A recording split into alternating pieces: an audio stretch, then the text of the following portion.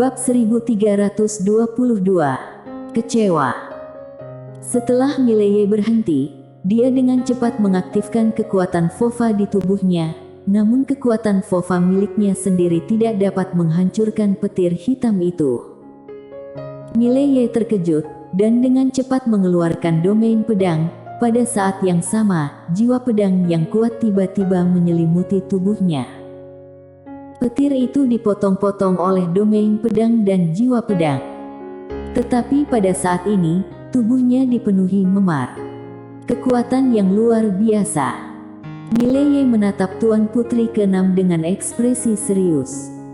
Orang ini lebih kuat dari Raja Dunia Bawah. Di kejauhan, Tuan Putri ke-6 memandang Mileye, tidak terlalu lemah, tapi ini menarik. Setelah selesai berbicara, dia membuka telapak tangannya, dan di telapak tangannya, sebuah cambuk tiba-tiba muncul. Cambuk ini sepertinya dibekukan oleh petir. Tidak, itu memang dibekukan oleh petir. Tuan Putri ke-6 berjalan perlahan menuju Mileye. Cambuk ini adalah cambuk dewa, yang dirancang untuk memukul mereka yang kuat secara fisik. Aku harap kamu dapat menerima beberapa cambuk lagi. Saat dia mengatakan itu, dia akan bergerak, tetapi pada saat ini, Mileye yang berada di kejauhan tiba-tiba menghilang di tempatnya. Sinar cahaya pedang melintas di lapangan. Sudut bibir Tuan Putri ke-6 melengkung menjadi sedikit sarkasme. Dia dengan ringan melambaikan tangan gioknya, dan sembarang petir terbang melintasi lapangan. Guntur dan kilat berkedip, langit berguncang. Begitu petir bersentuhan dengan cahaya pedang langsung dipatahkan. Namun pada saat ini, Mileye tiba-tiba muncul di depan Tuan Putri ke-6. Sebuah pedang ditusuk, dan pedang ini menunjuk langsung ke alis Tuan Putri ke-6. Namun, Tuan Putri ke-6 tidak mengelak atau menghindar, membiarkan pedang Mileye menusuknya. Ketika pedang Mileye berjarak setengah inci dari alis Tuan Putri ke-6, pedang itu diblokir oleh sebuah kekuatan tak terlihat. Tuan Putri ke-6 memandang Mileye dan berkata dengan sinis, "Apakah kamu tahu apa itu tubuh dewa bawaan lahir? Itu artinya aku memiliki berkah dari dewa. Jangankan kamu yang merupakan seorang kultivator pedang kecil, bahkan jika semua kultivator pedang di dunia ini berkumpul, mereka juga tidak dapat melakukan apa-apa padaku. Bagaimana bisa pedang manusia awam menyakiti dewa?" Setelah selesai berbicara, dia tiba-tiba mengayunkan cambuknya, dan kali ini Mileye sudah siap secara mental. Saat Tuan Putri ke-6 melecut, dia sudah mundur 100 kaki, tetapi begitu dia berhenti, ruang hampa di sekitarnya tiba-tiba runtuh. Mileye mundur sejauh ratusan kaki, dan ruang hampa tempat dia berada telah berubah menjadi kolam guntur.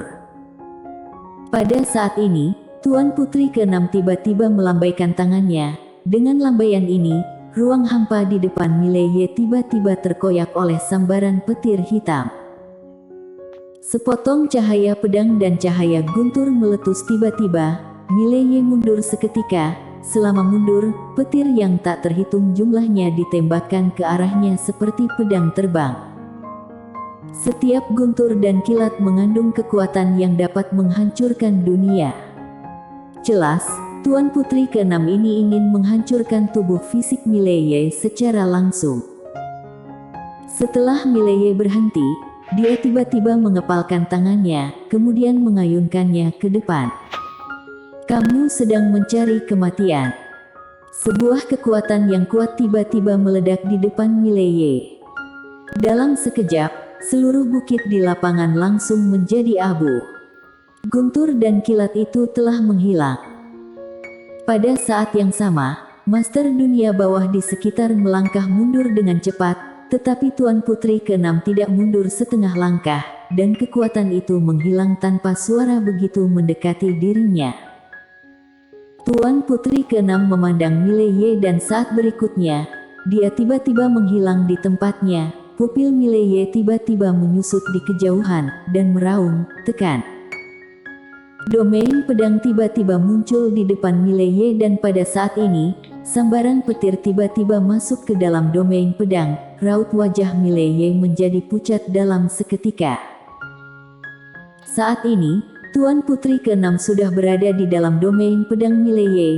Dia tersenyum dingin dan mengepalkan tangan kanannya dengan erat. Dalam sekejap, guntur dan kilat yang tak terhitung jumlahnya mengembun dari telapak tangannya.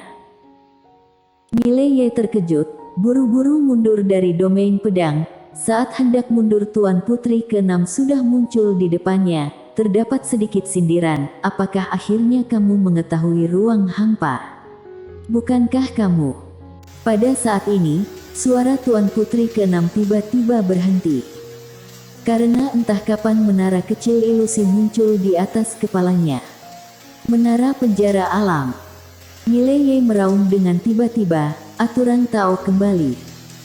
Menara penjara alam bergetar hebat, dan pada saat berikutnya, 9 kekuatan destruktif meletus dari menara dan langsung menyelimuti Tuan Putri ke-6.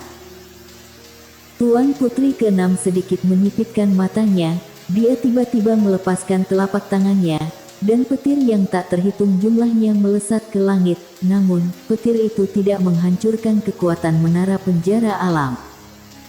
Terdapat kata, tahanan, berwarna merah darah berangsur-angsur mengeras di atas kepala Tuan Putri ke-6.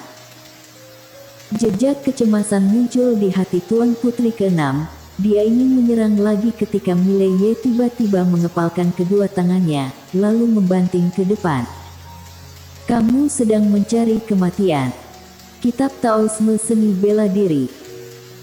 Kedua pukulan ini meledak, dan kekuatan dahsyat meledak dari kepalan tangan Mileye, tetapi dihalangi oleh sebuah cahaya putih. Tetapi pada saat ini, cahaya putih secara bertahap menjadi ilusi. Karena saat ini masih ada aturan kekuatan aturan Tao di menara penjara alam. Mileye meraung, potong. Saat suara itu jatuh, roh pedang tiba-tiba terbang keluar dari pinggangnya, lalu menebas lurus ke bawah. Pedang ini memotong langsung pada cahaya putih. Cahaya putih langsung hancur, Mileye buru-buru maju selangkah, dan menuju wajah Tuan Putri ke-6 itu. Tuan Putri ke-6 segera melangkah mundur. Bukannya dia tidak ingin menghindari pukulan barusan, tapi dia tidak bisa mengelak karena dia menemukan menara kecil di atas kepalanya menekan kekuatannya. Selama proses mundur, menara penjara alam selalu berada di atas Tuan Putri ke-6. Tidak hanya itu, saat ini, kata tahanan di kepala Tuan Putri ke-6 menjadi semakin merah. Dewa Penjara.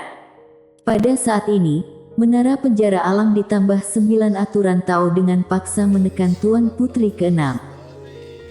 Tentu saja, ini adalah kesempatan yang diberikan oleh Tuan Putri ke-6. Jika dia tidak meremehkan Mileye, menara penjara alam tidak akan bisa mendekatinya. Pada saat ini, Mileye tiba-tiba muncul di depan Tuan Putri ke-6, dan wajah cantik Tuan Putri ke-6 tiba-tiba berubah menjadi mengerikan, semut. Mileye tidak meninju kali ini, tetapi menebas kepala Tuan Putri ke-6 dengan pedang. Tubuh Tuan Putri ke-6 tiba-tiba gemetar hebat, kemudian menjadi ilusi, tapi rambut Mileye memutih dengan kecepatan yang terlihat dengan mata telanjang. Dengan kekuatannya saat ini, dia sebenarnya bisa menguasai menara penjara alam, tapi tergantung dengan siapa dia berhadapan. Kekuatan Tuan Putri ke-6 di depannya jauh melebihi dirinya. Bisa dibilang dia bukan diserang oleh menara penjara alam, tapi oleh kekuatan Tuan Putri ke-6. Wanita ini harus dibunuh. Sebuah niat membunuh melintas di mata Mileye, dan dia sekali lagi menebas Tuan Putri ke-6 dengan pedang. Saat dia mengayunkan pedang, tubuhnya sendiri menjadi sedikit ilusi. Tepat ketika pedang hendak mengenai kepala Tuan Putri ke-6, kekuatan yang kuat tiba-tiba melintas di lapangan, dan saat berikutnya, sebuah bidak catur hitam tiba-tiba mengenai pedang Mileye.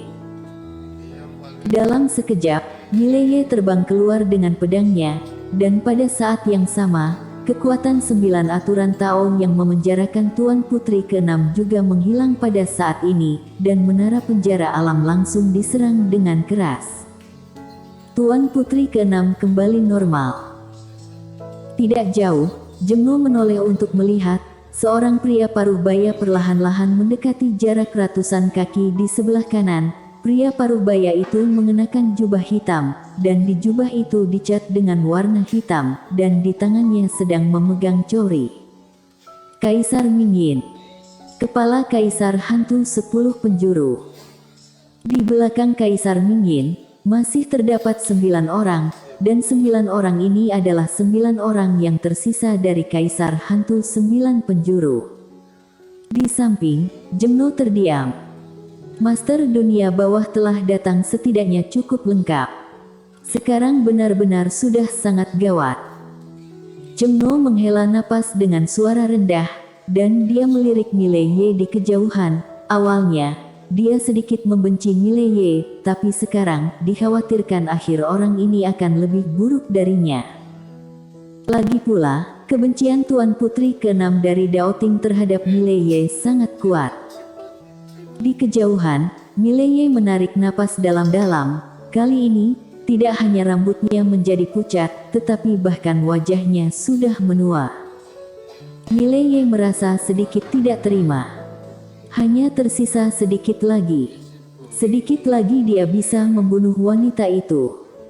Sial, dunia bawah ini menyerangnya secara berkelompok. Pada saat ini, Jemno tiba-tiba berjalan ke arah Mileye dan memandangnya. Apakah namamu adalah Mileye? Mileye memandang Jemno dan menyeringai. Maaf, aku malah membuatmu berada dalam masalah. Jemno menggelengkan kepalanya. Lupakan. Aku rasa ini adalah takdir. Dulu, aku juga berpikir bahwa aku bisa mengendalikan takdirku sendiri. Tapi sekarang sepertinya tidak. Jika tidak, bagaimana aku tidak bisa menghitung bahwa aku akan bertemu dengan orang bodoh sepertimu? Mileye. Jemno juga berbaring di samping Mileye. Aku juga menyerah melawan 37 orang alam kebenaran Taoisme. Aku tidak ingin melawan dan tidak bisa mengalahkan mereka. Saat mengatakan ini, dia menatap Mileye dan tersenyum. Aku mungkin bisa mati lebih mudah, tapi kamu berbeda. Dunia bawah ini bukanlah tempat biasa. Mereka adalah yang terkuat di dunia puluhan ribu surgawi. Jika membicarakan menyiksa orang, kamu harus siap mental. Mileye memiliki ekspresi masam di seluruh wajahnya. Apakah kamu merasa senang atas penderitaanku? Jemno tertawa. Sejujurnya, aku masih sedikit marah. Karena kamu membuatku sengsara. Mileye. Pada saat ini, Tuan Putri ke-6 tiba-tiba muncul di depan Mileye. Dia menatap Mileye dan hendak berbicara, tapi Mileye tiba-tiba melompat. Di bawah pandangan heran orang-orang, Mileye memeluk Tuan Putri ke-6 secara langsung, lalu menusukkan pedang dari belakang Tuan Putri ke-6. Dia sama sekali tidak tanggung-tanggung dan menghabiskan semua kekuatan di tubuhnya. Sebuah pedang menembus dan melewati tubuh Tuan Putri ke-6, yang juga melewati tubuhnya sendiri. Di arena, semua orang terkejut. Pada saat ini, Tuan Putri ke-6 meninju dada Mileye. Mileye menyemburkan seteguk darah, dan terbang terbalik. Di samping, Jemno berkedip, lalu berkata, saudara ini adalah orang yang kejam, apakah aku harus melawan juga? Di kejauhan, Tuan Putri ke-6 tiba-tiba meraung, semut sialan, aku akan mengulitimu dan menyedot jiwamu, aku akan membuatmu menderita selamanya. Pada saat ini, seluruh dunia bawah mendengar auman Tuan Putri ke-6. Di atas tanah, Mileye menarik napas dalam-dalam dan tersenyum kecut. Dia masih tidak bisa membunuh wanita itu. Tubuh fisik wanita itu tidak sederhana. Tetapi pihak lain juga merasa tidak nyaman karena dia menemukan bahwa sesuatu dalam diri seorang wanita sedang bergerak dengan cepat. Di aula tertentu, James Dee mengatupkan kedua tangannya dan mendesah. Tidak memilih untuk menyerang. Ketika Mileye menyelamatkan Bunga Bian, dia sudah mengharapkan akhir ini, jadi dia memilih untuk tidak memiliki masalah dengan Mileye dan tidak berutang satu sama lain. Di sisi lain, Amel menggelengkan kepalanya dalam diam. Juga tidak memilih untuk menyerang. Menyerang melambangkan pencemaran sebab akibat, dan menyinggung Tuan Putri ke-6 Daoting. Menyinggung Tuan Putri ke-6 Daoting demi Mileye. Sama sekali tidak layak. Alam semesta 5 dimensi, di suatu tempat di langit berbintang. Saveramu duduk di langit berbintang, memikirkan sesuatu. Saat ini, Adelina Ye muncul di samping Saveramu, dan berkata dengan cemas, dia ada di dunia bawah. Saveramu memandang Adelina Ye dan tidak berkata apa-apa. Melihat Saveramu acuh tak acuh, Adelina Ye berkata dengan marah, dia berada di dunia bawah, dan sedang berada dalam bahaya. Saveramu menggelengkan kepalanya dan tersenyum, aku sudah mengajarinya begitu banyak, tapi dia masih belum dewasa seperti anak kecil.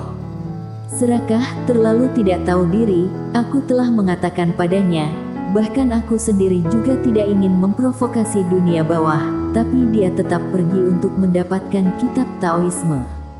Aku menyuruhnya untuk melakukan sesuatu sesuai kemampuan kita, tapi bagaimana dengan dia? Dia menganggap kata-kataku sebagai angin lalu, dia pergi ke dunia bawah sendirian demi kitab Taoisme itu. Ini bukan hanya bodoh, tapi juga bodoh dan naif. Bahkan jika aku menyelamatkannya hari ini, dia akan sangat bodoh dan naif di masa depan. Lupakan saja, anggap saja aku, Saveramu, telah salah menilai orang. Setelah berbicara, dia bangkit dan pergi. Terdapat kekecewaan yang tidak bisa disembunyikan di matanya. Bersambung.